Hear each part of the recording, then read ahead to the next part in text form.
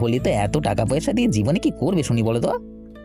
তা তুই ঠিকই বলেছিস সুবল, জীবনের তো কোনো ভরসা নেই, কালকে কি হবে কে জানে।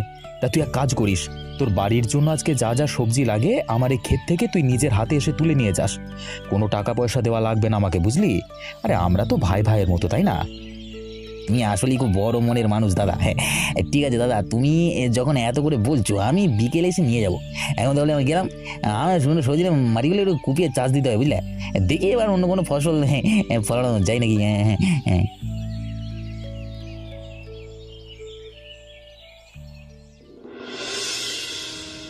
হায় হায় হায় হায় রে, আমার কপালে এত কষ্ট লেখা ছিল সৃষ্টিকর্তা।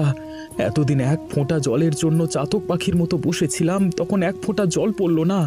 আর আজকে যখন আমি বাজারের আশায় এই সবজিগুলো নিয়ে এলাম, আজকে এই অসময়ে এমন মুষলধারে বৃষ্টি নামতে হলো। এখন আমি এই হাটে বসে এত সবজি নিয়ে কি করব?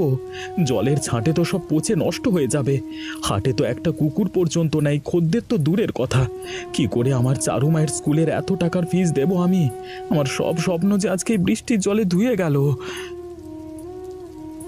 কি বিনোদ দাদা, আজকে তো তোমার ডালায় দেখছি কিছু বিক্রি হয়নি। এত মেঘ করে বৃষ্টি নামলো যে মানুষজন সব ভয় পালিয়েছে।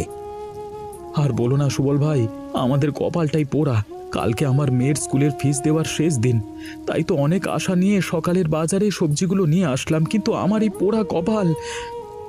আরে দাদা, তুমি এত ভেঙে পড়ছো কেন? কপালের দোষ দিয়ে কি হবে বলো তো? সৃষ্টিকর্তা যা করেন তার মধ্যে কোনো না কোনো মঙ্গল লুকিয়ে থাকে। এই দেখো, তোমার জন্যই তো জমিদার হরিপদ বাবুকে আমি সঙ্গে করে নিয়ে এসেছি। আরে বিনোদ, সুবল আমাকে তোর কথা সব বলেছে। শোন, কালকে আমার বাড়িতে আমি কিছু গরিব অসহায় মানুষকে খাওয়াবো বলে মানত করেছিলাম। তাই তো তোর এই টাটকা সবজিগুলো আমার খুব দরকার, বুঝলি? সত্যি বলছেন বাবু? আমি তো ভেবেছিলাম এগুলো আজকে গোয়ালে গরুকে খাওয়াতে হবে। তা নয় তো কি, আমি কি আর সাধে বৃষ্টির মধ্যে ছাতা মাথায় দিয়ে ভিজতে ভিজতে সব এই কাদা মাখা বাজারে আসবো? আবার অনেক সবজি দরকার, এনে। এই তরিতে টাকা আছে, তোর সব সবজিগুলোর দাম এর মধ্যে আছে। আর তুই শুধু কষ্ট করে সব সবজিগুলো আজকে সন্ধ্যের মধ্যে আমার বাড়িতে পৌঁছে দিবি, পারবি না? আপনি আমার কাছে দেবতার মতো এলেন বাবু। আমি তো ভয়ে একদম দিশেহারা হয়ে গেছিলাম। একেই মেঘলা দিন, তার উপর আবার এমন ঝমঝমে বৃষ্টিও শুরু হয়ে গেল। তুই সকালে বলেছিলিস না সৃষ্টিকর্তার উপর ভরসা রাখতে? এই দেখ, এই বৃষ্টির মধ্যেই যখন কোনো মানুষ ঘর থেকে বেরোচ্ছে না, আর ঠিক তখনই দেখ তোর ডালা কেমন পরিষ্কার করে সব সবজি বিক্রি গেল, তাই না? হ্যাঁ, সবই তার ইচ্ছে তেরে সুবল। সৃষ্টিকর্তা কখন যে কাকে কিভাবে সাহায্য করেন তা মানুষের বোঝবার ক্ষমতা নেই। যাই দেখি, দেরি না করে সবজিগুলো হরিপদবাবুর বাড়িতে এখনই দিয়ে আসি।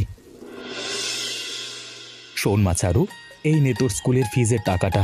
আমি তোর ব্যাগে সাবধানে রেখে দিলাম। হ্যাঁ, আজকে তোর পরীক্ষা আছে না? ভালো করে পরীক্ষা দিস মা, তোকে কিন্তু অনেক বড় ডাক্তার হতেই হবে। আর দেখ, আমি তোর জন্য কত বড় মাছ এনেছি।